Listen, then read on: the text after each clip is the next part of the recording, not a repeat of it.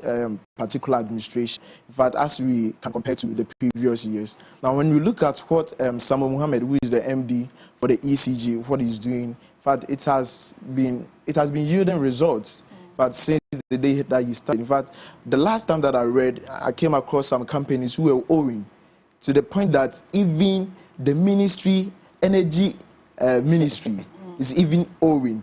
And so, with him going to cut down their power or to disconnect their power, shows that, in fact, even he has done something. If he has done something like that to the mainstream, how much more you, the individual? Right. All right. So it's a good initiative that they have taken, and I believe that by the time that they finish with this exercise, with that 5.7 billion amount losses revenue that they are now trying to retrieve, at least, if not all, they will retrieve much of the money, yes, that they are looking for. Okay, all right. Okay.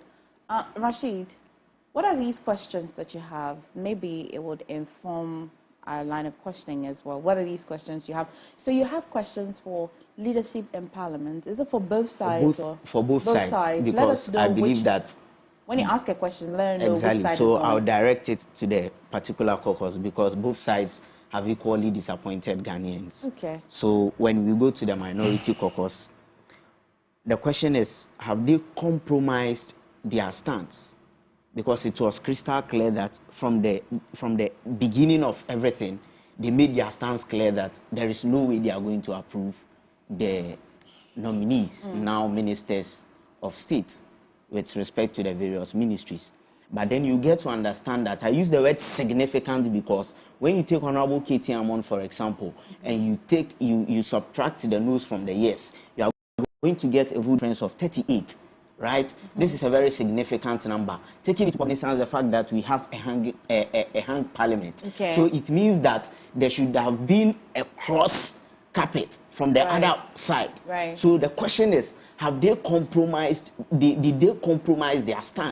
When you say cross-cut, you mean that this 38 would compromise both the majority and the minority? They should have left the minority caucus to join, because it was obvious that for the majority caucus, they would approve, they would vote yes for their people. So the question is, I'll come to that. So the question is, that 38 number of vote, by estimation of rough,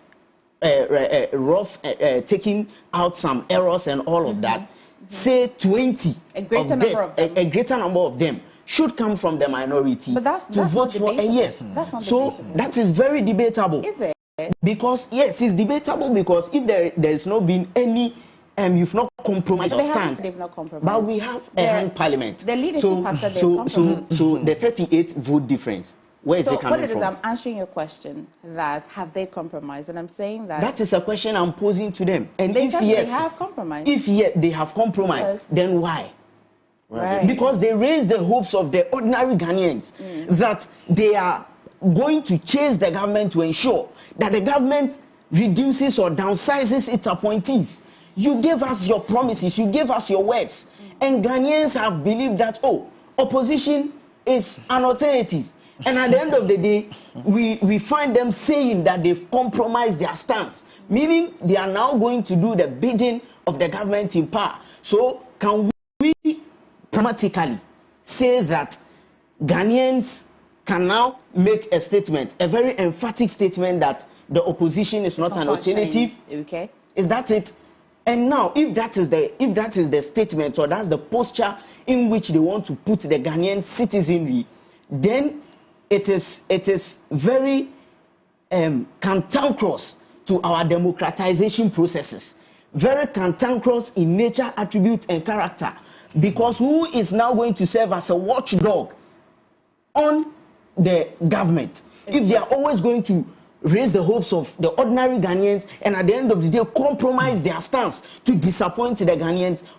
How do we trust them that they are now going to serve as watchdogs to the government? Good question. Maybe let's have Patrick back, then we'll put the two together. All right. In fact, I'm actually interested in this topic, and it's just that it opens our eyes. I mean, it tells us the time that we are in. 21st century, the politics that we used to know way back some few days, I mean some years ago, is not what we are experiencing today. In fact, so you come to tell me that we are discussing a national issue, and as such, we should drive our interest, based on our political affiliation. This is not about partisanship.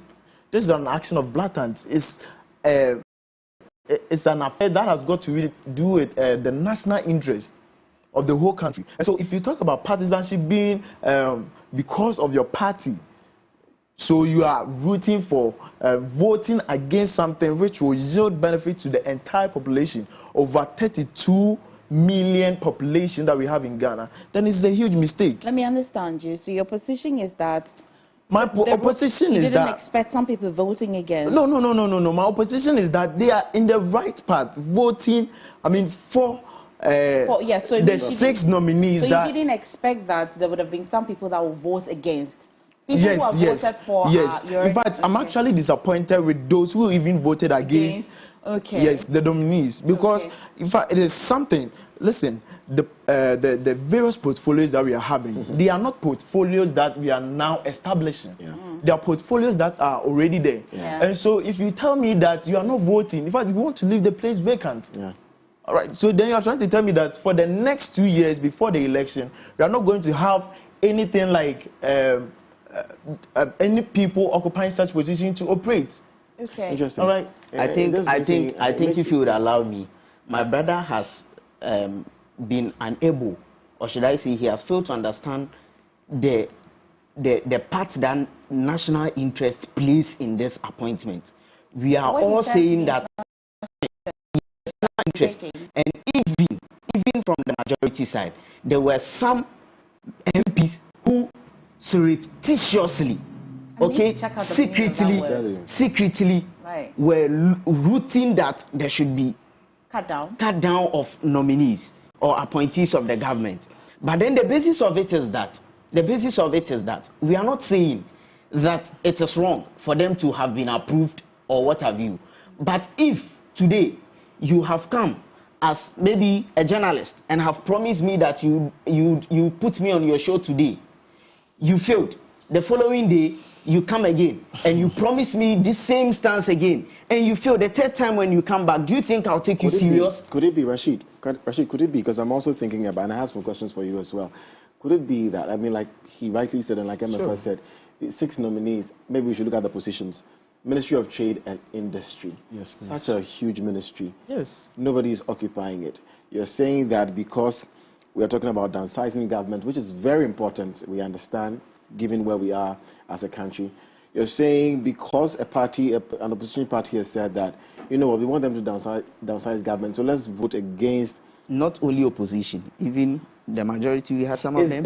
Is the opposition against, and by opposition I don't mean the party, I mean the counter against these personalities or the office they are going to occupy? They are not against the office they are going to. Yes, the thing is that they are not against the offices they are going to. They are going to take their rules on.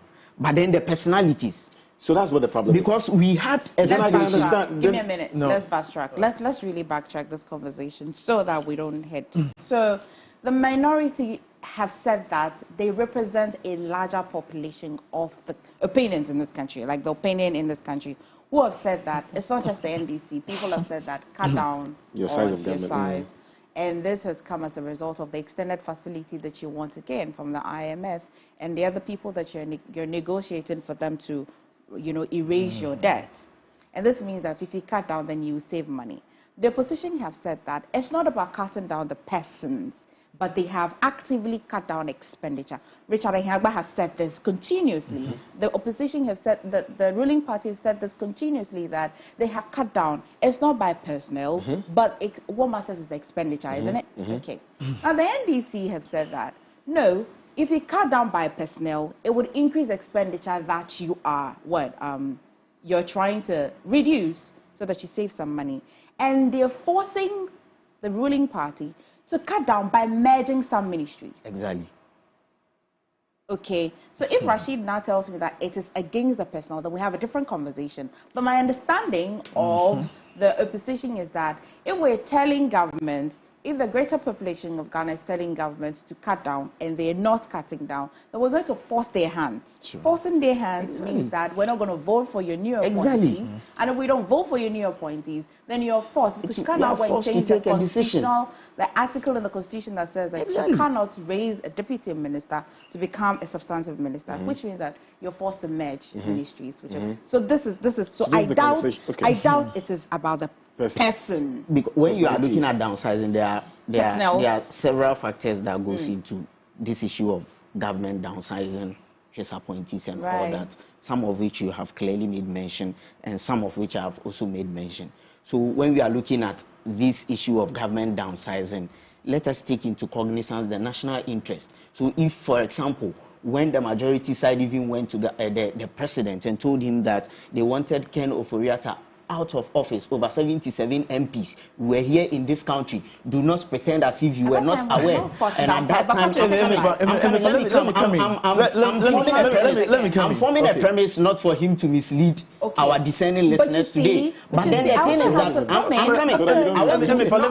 I'm chipping quickly. So when they went to the government, the president, you realize that at the end of the day, he rubbish all what they said. See, so as part of, I'm coming. I want to end somewhere. I want to end somewhere. So as part of pushing government hand or truncating government hand to do the right thing, they should have equally voted against these nominees. Then they will now go back to government, make government aware that even when we came to you, that change Ken Ofori-Atta for us, you refuse, you rubbish our pleas and all that. And that is why we are voting against these your new nominees. These are some of the factors that are going to push the government to downsize their nominees. Okay, Patrick, take a bite. But I just want to correct you that the members of parliament who were from the ruling party who went to the president didn't go that you should change Ofori-Atta to downsize. It was just about competency and the cry of the year. So I just wanted to correct that. So thank you. Let me come in. I had wanted to ask you.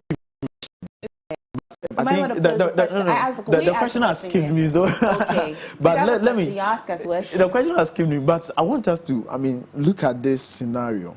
But the last time I read an article about the NDC secretary, Mr. Fifi Kwete, I was very disappointed.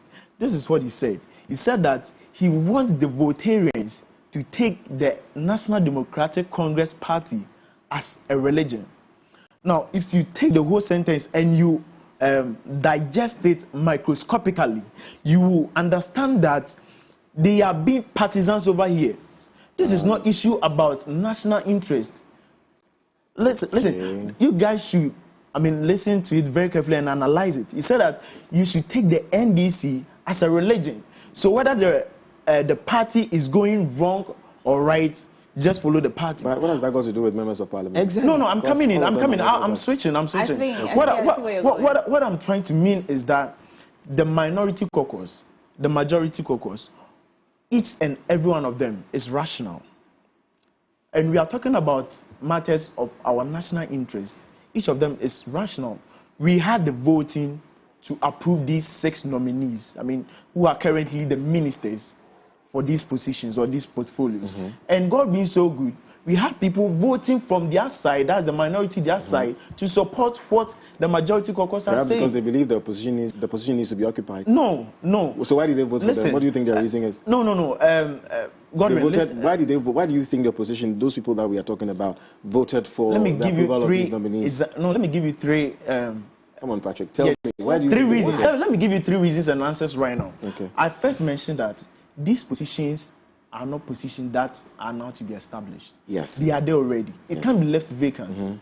And now, the second thing is we can consider the function that they are come to play. Okay. Trade and industry, religious and chieftaincy. We can talk about the food and agriculture. Yes. So all these things. So are you trying to tell me that we should leave this position or we should merge it with other ministers? I want to understand the point you made about Fifi saying that Evers should take the... So if I understand, Patrick, is this to suggest or to oppose to say that he says that the it is a national interest, all right? So if the opposition party goes to vote and they don't vote as they have promised, they have not pursued the opposition the opposition's agenda, the national agenda. He is also saying that how do they pursue the national agenda when Fifi Kwete has already touted the party? It's a religion, so they do things for themselves.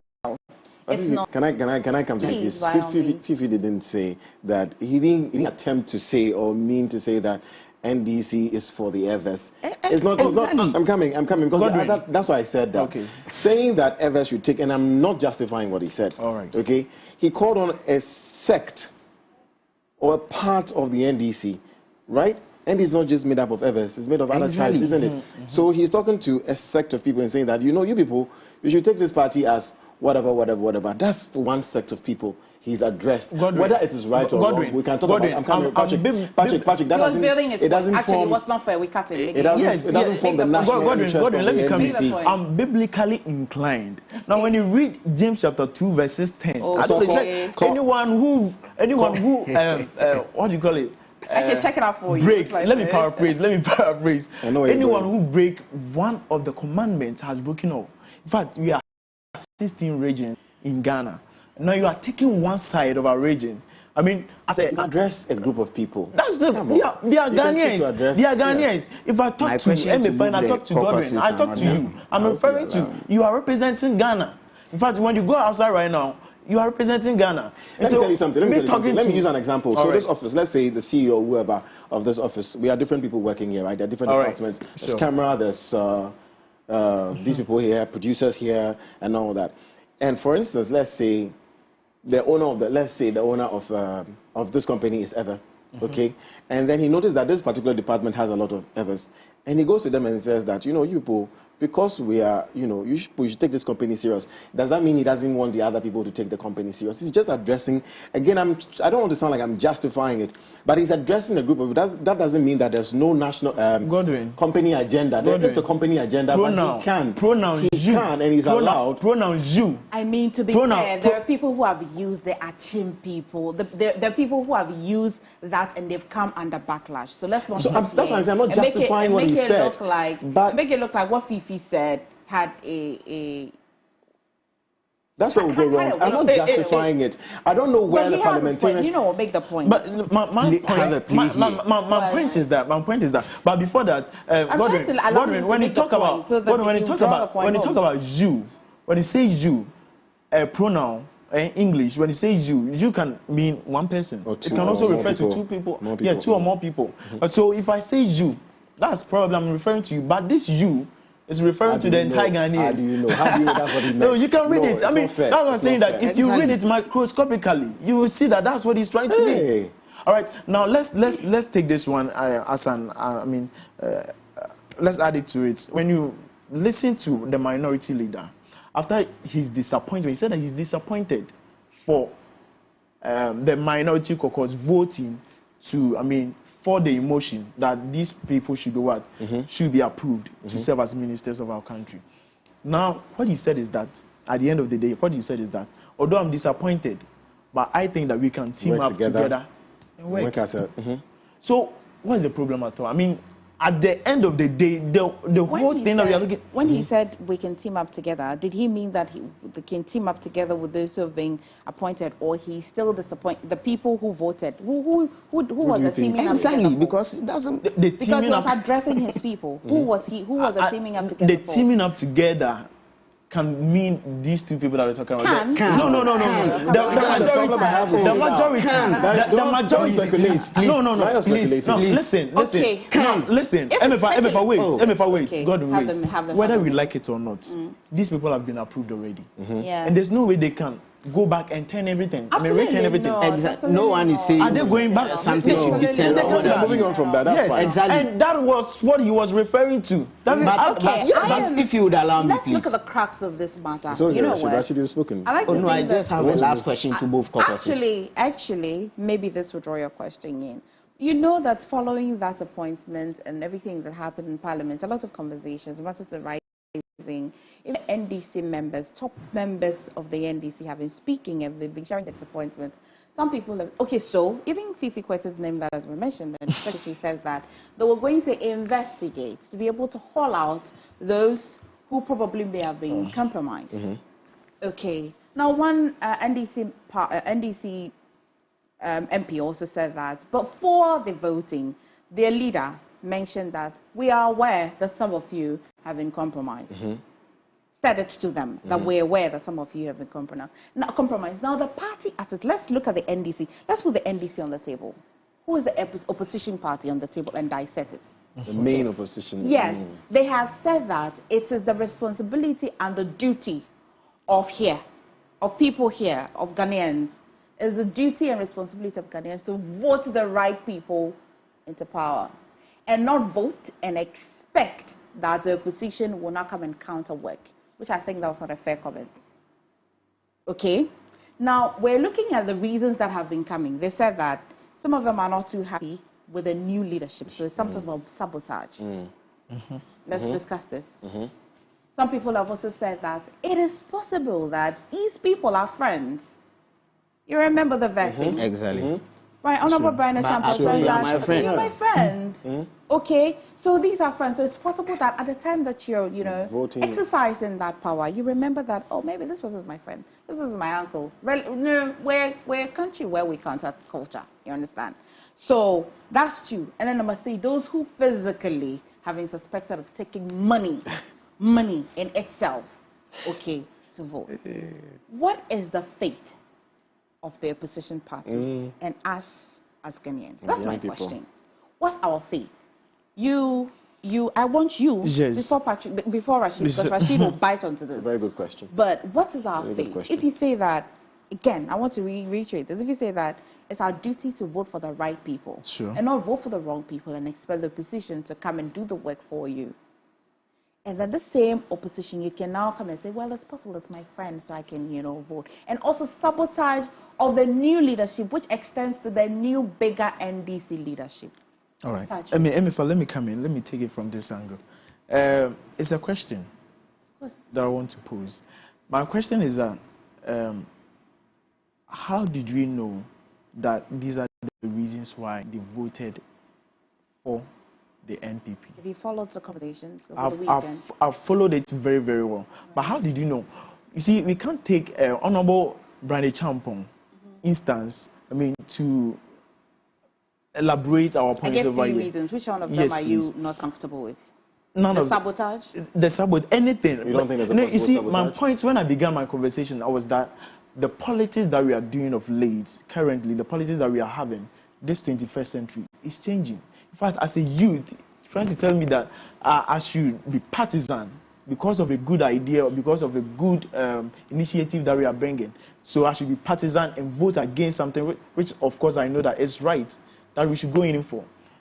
For me, I would say it is wrong. Just so we don't want to, yes. God, I struggle to understand what passion is. Because the minority which you're suggesting that they may be in support of the ministry still operating, publicly said they don't support it. So at what point do you think they support it? Did they go to hide to say this? You see, let me let me take it from this angle too. One reason I can give you right now is that when you look at the minority caucus, although they publicly affirmed it, that yes, they are not going to vote for, but did we ask of the individual? The individual persons. There's never been a history in this country where a leader comes to speak to us and we go asking questions individually. Thank you very much. So what we have tried to tell you is that this is a matter of a personal... Individualism. Thank you very much. Okay, your point is made. And I think she said that. Yeah, so it's a matter of individualism. Thank you very much. Thank you very much. Thank you very much. Where the leaders can say we are all going this way, but one or two persons will say that, you know what, I believe in Honorable Katie. I share with you. It could be. Maybe it could be. It still could. It's not. It could be. Except we're working with what you said. Those reasons too could be. Which one of them? Yes. The one she's outlined. Yes. Yeah, so They By said denying it. them. They said them. They said them. It's not quote. They said them, and this is why they're investigating. But at the end of the day, we have some people from the minority caucus also supporting. maybe he's disagreeing with what they've said and saying that maybe it's not a sabotage. No. Maybe it's because the people It's not a sabotage. In fact, that's what you're saying. It's at fine. the end of the We day, don't we know. still have the NDC party still investigation. standing as the main Of course, this opposition will not. party. Anyway, Yes. Rashid, take a Yes. bite. All right, Let's thank move you to very the much, EC. MFA and Mr. Godwin. You see, we as student activists should do away with trying to align when an issue comes up, trying to align to one side and leaving the other.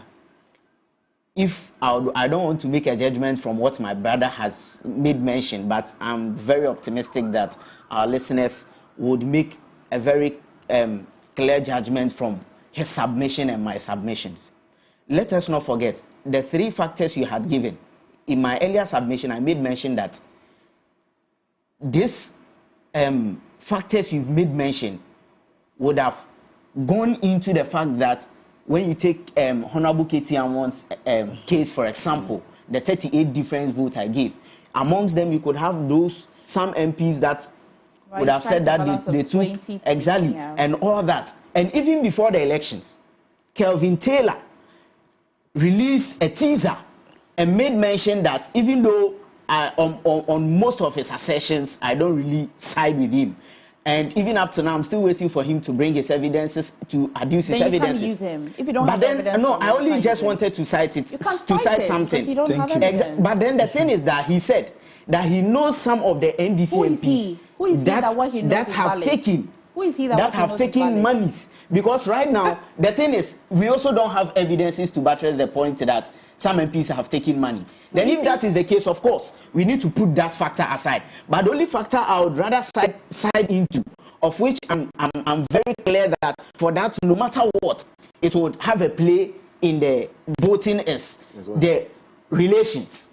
Because there are some of the NDC MPs that are very close to Honorable Katie Amon, that are very close to Honorable Brian Achampon, and what have you. So that particular factor could really have a very greater role to play when it comes to the voting.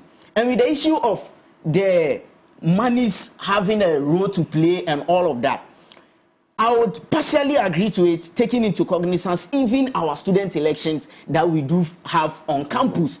All these things, let us not pretend as if this is not happening. Even in our student elections, people pay people to vote for them. It happens, and you know that.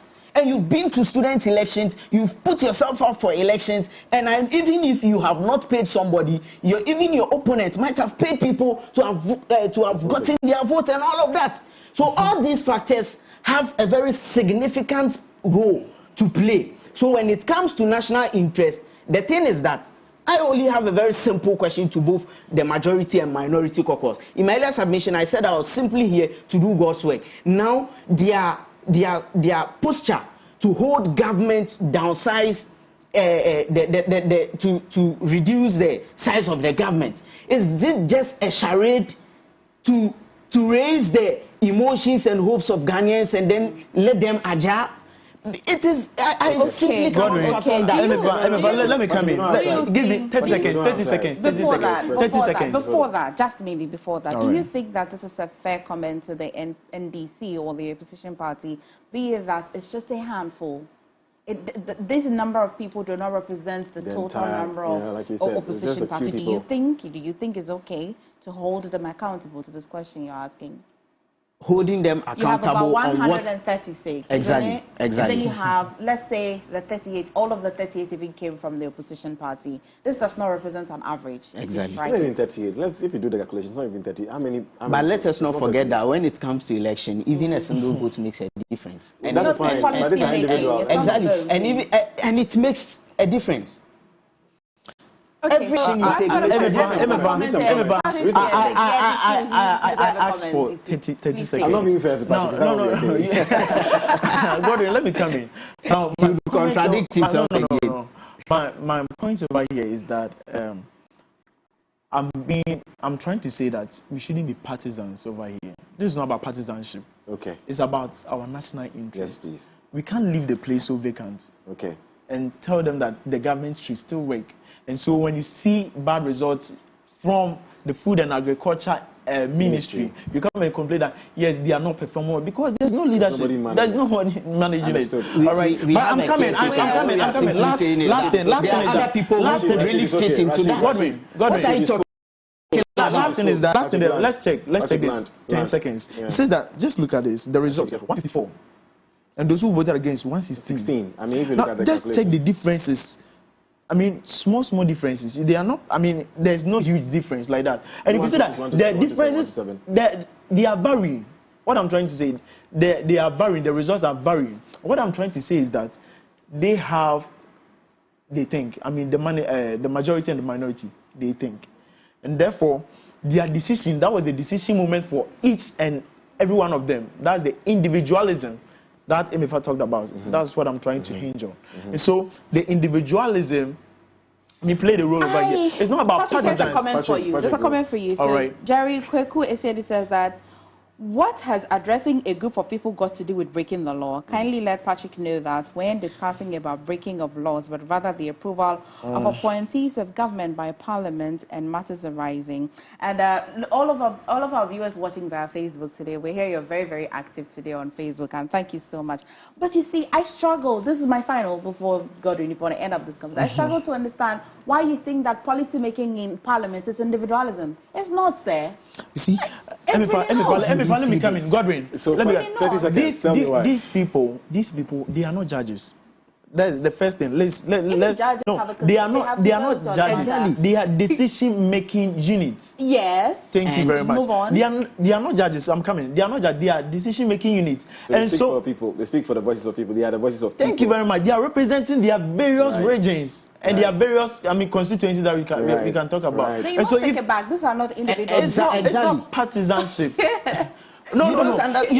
Listen. What I'm trying to say is that let's be discerning on this matter. Individualism. No. It's individualism. Let's call it but this matter of national interest shouldn't be taken as on a party basis. All right, we shouldn't talk about it on a party basis. As in, the opposition party voting against or for. This is the decision. But we should rather narrow it down to an individual and what they think. Parliament will be chaotic if we narrow it down to an individual. I know. But anyway, listen, Godwin, I've listened to myself very well. But what I'm trying to say is that this is a matter of national interest. I understand. Thank you very much. Which is much. why it shouldn't be individualistic. But anyway, guys. Our time is up. We're able to talk about the Electoral Commission and all of that. And, you guys took a deep bite on I really wanted us to even talk about the EC. I know, but unfortunately, we are sorry. What time is up? And it's our fault. But what I would say is that it's a matter of national. Yes, who the EC? And it's not about partisanship. The EC? No. We're done with that. Your position is. Would you give me a 30 seconds? If you promise to stick to the 30 seconds. 30 seconds. If you promise to stick to the 30 seconds. Us now. 30 seconds. Please, our sitting here is basically to speak to the truth. Okay. No one is here on any basis of any government. With the issues of EC, I think we should look at the structure of our constitution again, because the constitution says EC is supposed to be an independent institution. Let's take the power from the appointing body. So the appointing body must not be that individual. That is directed to. And I even wanted to give a research by the Herbert Foundation. A lot of that. We'll go there later. Thank you so much, gentlemen, for joining us.